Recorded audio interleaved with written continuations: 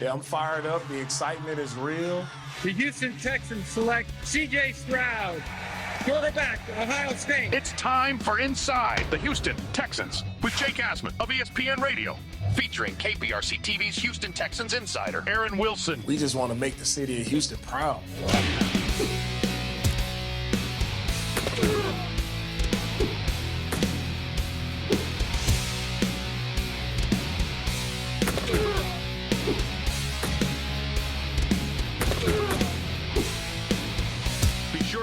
Subscribe to the channel for the most comprehensive insight on your Houston Texans.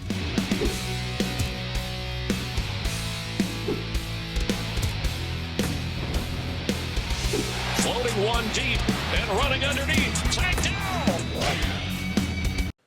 Yes, indeed. We are live from the NFL Combine. My name is Jake Asman. He is Aaron Wilson. He covers the Texans for KPRC Channel 2. Aaron, we have made it to Indy, and there's certainly a lot of Texans topics to break down and talk about. A lot to get into. The running back position, Jonathan Grenard, and all of DeMeco Ryans' comments, some interesting ones about Devin Motor Singletary, their starting running back and pending free agent, and a lot of talk about the running back market this morning.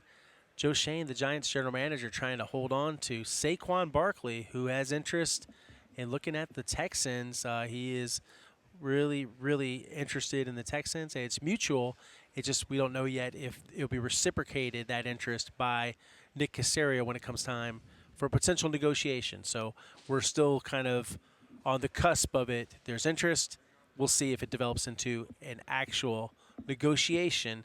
But right now, the Giants putting their best foot forward. They have a meeting with Creative Artists Agency's agent, Ed Berry, who's his new primary contract guy. He's handling this for Saquon, and there's still a chance that he will stay with them. But on the Texans front, very interesting to listen to DeMeco's perspective a year later after, they had all the success they've had with C.J. Stroud becoming the AFC South champions. It was an entirely different story. There was optimism, but there was just mostly optimism based on DeMeco. There was an uncertain situation under center at quarterback. Now you have that, and you've got some key free agents. They hope to get back to bolster the roster around CJ. And we'll talk more about that in a moment. But I want to go back to what you said about Saquon, because that's the story right now with the Texans. Obviously, the Giants are not going to use the franchise tag on him, which means Saquon could be an unrestricted free agent when legal tampering begins on March 11th. Teams can actually officially talk with him. We know C.J. Stroud is recruiting him, apparently. I know you reported on that. Yes. What do you think the market, though, is for Saquon? What is his camp ideally looking for? And based on your knowledge of how Nick Caserio values that position and how he negotiates with free agents, what type of contract do you believe could potentially be on the table if that mutual interest you speculated on, reported on, turns out to be true when we get to free agency starting? Right. It's hard for me to believe, based on history, that you would see a Nick Caserio spin big at the running back position. I think he's more of a committee guy, or having a running back that's under the rookie contract. That's his preference. But Saquon is a special kind of back, and he's performed admirably, even including against the Texans. He's seen it, just over a year ago.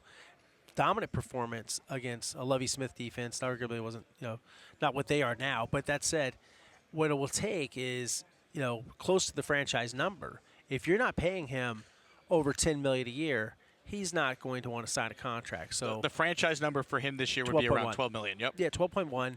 And I thought Joe Schoen was kind of posturing when he was saying that, we can still use the tag. Yes, you can, because the cap went up. Doesn't mean you want to. And I think this is the final week to see, can they have common ground? And if they don't, then he'll head to free agency, and he'll be pushing and hoping for the Texans to step up. We are really early, because now, even though everybody says everyone tampers, Nick Caserio is not one of those guys that's going to show his hand right now or break rules. So he follows the rules, and that means he's not going to play footsie with a Saquon Barkley because he's not supposed to yet. That's one of the things we think gets ignored in all of this. The interest category, I'm sort of doing the precursor that player A, Saquon, interested. Pretty cool that C.J. Stroud, recruiting. Not the decision maker, though. That's up to DeMeco Ryans and Nick Caserio, and it remains to be seen. Everything about them says to me, that I would be sort of hesitant to say that they will jump into this. But you can't rule anything out. They have so much money to spend, and this might be the player where it's worth splurging on. Well, that to me would be my point from the Texan fan perspective, right? You're blessed with C.J. Stroud already being arguably a top 5 guy at his position going into year 2, Aaron. So if there was ever a time to maybe break your rule on you don't pay a running back, well, you could afford to do it when your quarterback's on a rookie deal. The cap went up, and the Texans already had a lot of cap space to begin with. So it almost feels like maybe if not Saquon, could there be another high-priced running back that they maybe would spend on because of those those reasons I gave, that it's a very unique spot the Texans are in. We can't always say, well, Nick Caserio's never done this before. Well, we really have never seen an NFL team kind of in the spot the Texans are in with a quarterback already this good after 1 year. Right, and, it's not only about what Nick and his tendencies are. This is the first time I'm seeing him with money and being a contender. We've seen the Patriots in the past spend money on free agents when he was a part of that team. Obviously, Bill Belichick was the boss, but he was a part of that, a big part of it. Also, DeMeco Ryans, this is our first, real foray into him where the team is a contender now. They're a champion, a division champion, albeit, but might he say to Nick, hey, I really want this. And we're close. Right, and guess what? DeMeco, in the power dynamic, they're partners, but they both report directly to Cal. They have a lot of agreement. They have so many good exchanges and collaborations. And Nick wants, DeMeco to have the players he feels like he needs to win. And if that means changing things a little bit, don't rule that out. If you're a fan, and I'm not ruling it out. And the fact that I'm talking about this much, I think should let everybody know I'm serious about it because I've been told to take it seriously. We just have to see that missing component, which is so critical. Do the Texans jump in? But I can tell you from Saquon Barkley's standpoint, Texans at the top. But the Giants that's his number one choice if he leaves the Giants. Yes, but the Giants are very attractive to him. Now, will he pivot quickly as a New York second, as they say, if it turns out the Texans are not going to get into a bidding war, they don't want to do it, they're going to bring back Devin Motor Singletary, or they're going to look at some other running backs that maybe don't cost as much as Saquon, and there's still a lot of expensive backs. Is there collusion? Is there going to be guys trying to hold down those prices, those cap guys? Well, the running back market with Eckler being available, Pollard being available, Josh Jacobs being available, Derrick Henry being available, I almost feel like if they can't get Saquon, it's not the worst idea once again on a 1-year deal of guaranteed money. Maybe it's a 2-year contract. It looks like 3, but we know how it goes in the NFL. Bringing one of those guys in to maybe be the missing piece to help C.J. Stroud take that next step and give him more of a balanced offensive attack. I anticipate a veteran and a rookie. I think that they're going to plan ahead instead of just saying, well, let's just see if we can get Damian Pierce going again. It was a really rough year for Damian. I expect them to address the position in both ways. So we'll see how they go forward. But right now, it's a big topic of conversation here at the NFL Scouting Combine, along with some of their other free agents, guys like Jonathan Grenard. And Jonathan Grenard is the belle of the ball, one of the top free agents, not the top free agent at defensive end, but one of the best edge rushers. And he's going to have a real push-pull here. I'm told that they're still in it, and there's a chance they can get him back. It's just he may find out, well, this is what behind door number 2 pays. And if you're giving up millions of dollars per year, then maybe you have to make a tough decision. He does not want to leave his team. He wants to be a part of the Texans. It's really sincere. It's a powerful, powerful pull for Jonathan Grenard. He'd love to stay a Texan. And I think that right now, the guys I'm pretty sure of being back, I think they get back Ka'imi Fairbairn. I think they'll get Dalton Schultz done. I think, you look at some of the other positions. Real quick, is he a tag guy, Dalton Schultz, or a contract extension? I think contract extension. I think they can work something out. I don't think they're going to have to buy that time because they don't have to do that. You could even let him test free agency. Go look around, see what's out there, come back to us. Stay in touch. Right. Yeah, I anticipate a lot of this being at the very end, as they say, deadline spur action. I don't anticipate Nick Caserio being like, oh, I'm back from the combine. I have to knock out all these extensions before the tampering deadline. It'd be nice. Yeah. I think something gets done. If I had to anticipate which one might be the fastest one to happen, it might be their kicker, who has the best field goal percentage of any kicker in the NFL the past 2 seasons. No deal imminent, but talks continue, and we'll see if that accelerates into a deal for Ka'imi Fairbairn. I do think the Texans are in a very unique spot, not just with Stroud, but he's part of it. No state income tax, Dome Arena, winnable division. Houston's a great place to live. Like, there's a lot of positive factors going for the Texans to not just keep their own players, but potentially, as we talked about with Saquon and other free agents, recruit new ones that want to actually play here because you have the best of both worlds. Really good city, good environment, chance to earn money, and a chance to win, which players certainly value as well. Absolutely. It's very attractive. That's why a lot of people choose to live in the city of Houston. It's one of the fastest growing cities in the country. And you think about the food scene, the nightlife, the entertainment, and the friendly people, I would say. You know, I'm from up north. There's a lot of friendly people up there, but I would say, like, it's a welcoming kind of place. And you can see that C.J. Stroud is a dynamic kind of leader. It's not only him. There's other players with the team that have good relationships around the NFL.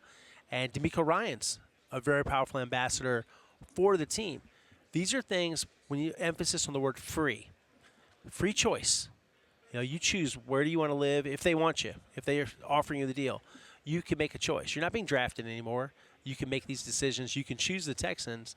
And now doing that is no longer like, wow, I have to overpay people. Nick Caserio is dealing with an entirely different set of circumstances. And I'm sure that's going to be one of the hot topics for discussion when he goes to the podium or at the NFL Scouting Combine. So we had a lot of chance to talk to D'Amico Ryans. We heard his thoughts on C.J. Stroud and on free agents like Dalton Schultz, Jonathan Grenard, and Devin Motor Singletary. He kind of towed the company line saying we love him, we want him back. Oh, yeah, you have to do that because if you went up there and he doesn't say that, creates a headline. Yeah, absolutely. Yeah, so he has to be enthusiastic, but at the same time, I found him to be a pretty sincere guy. Like, if he really wasn't feeling it and it was obvious, like, hey, you know, maybe you guys are all way off on thinking that we would be interested, I think it would show in some way. You know, obviously you're playing a poker game up there. You don't want to show the media your hand, but at the same time, you want to be, you know, pretty much, you know, known for being a square dealer. And that's why normally you don't paint yourself into any corner about what you want to be doing. But I thought that he spoke from the heart. He was really, really good to have that conversation with, including some time for some of us local reporters off to the side, away from the podium, and just get his perspective. You think about, like, C.J. Stroud. I mean, obviously that's, like, the biggest thing surrounding this team. His skill set, his maturity, his improvement, his chance to get even better. That's a big thing. He said, I think players get better from year one to year two. And I could see that happening with C.J. Stroud. That's why they got to go for it this offseason, because they're flush with cash, even more now with the cap increase. And they're in a division that could be theirs for the taking if Stroud's as good as he looked as a rookie. Right. The thing, too, is they want to build, Nick Caserio said this a lot of times, and I think he's going to say it again, sustainable. And he talked about teams like the Steelers, teams like the Ravens, that win all the time. That's what you want to build. And what does that take? A lot of good roster decisions, a lot of good decisions about coaching staff. And yeah, it was interesting to hear that because that was another thing that came up, having Bobby Slowick and Gerard Johnson back. It's the first time D'Amico Ryans had talked about having those gentlemen back. So, yeah, it's important. It's important to CJ. It's important to the whole offense. And they got that done. They gave those guys some raises. They didn't get offered anywhere else, but they wanted them to feel very welcome coming back, not just like, hey, you struck out on trying to get a job, tough luck, you know. No, it wasn't like that. It was a friendly situation. Same thing with Cole Popovich, who they got back, and he could have went to the Commanders, but he wanted to stay. A lot of people would like to see how far can this thing go. Can this be a team that challenges the Chiefs, things like that. They got a lot of work to do before that happens. We saw a big difference between them and the Baltimore Ravens in the divisional round. But it's an improvement league, and we'll see how much they improve, Jake. Year-to-year league, and they got the quarterback and the coach in place, and that's by far and away the biggest thing you need. Absolutely. And perhaps they'll augment this running game, which wasn't good enough in the playoffs, and they've said that, and continue to add to the secondary. I think that corner is something they were looking at very much.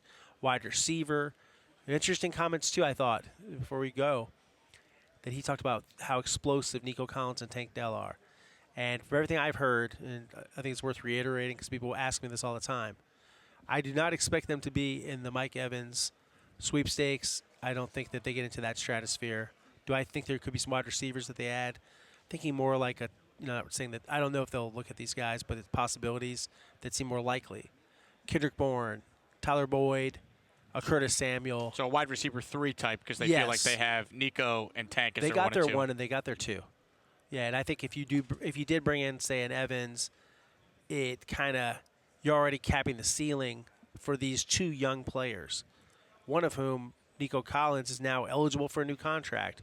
Whether they do it or they make him wait another year to see if he can do it again and be durable, you know, like the way he was for the most part this season, remains to be seen. But That's one thing you don't like to do sometimes is overload a position based on the expectation that, okay, well, I think that's all I can get from these guys. We don't know what Tank Dell could do. Tank Dell could be a Pro Bowl receiver for all we know.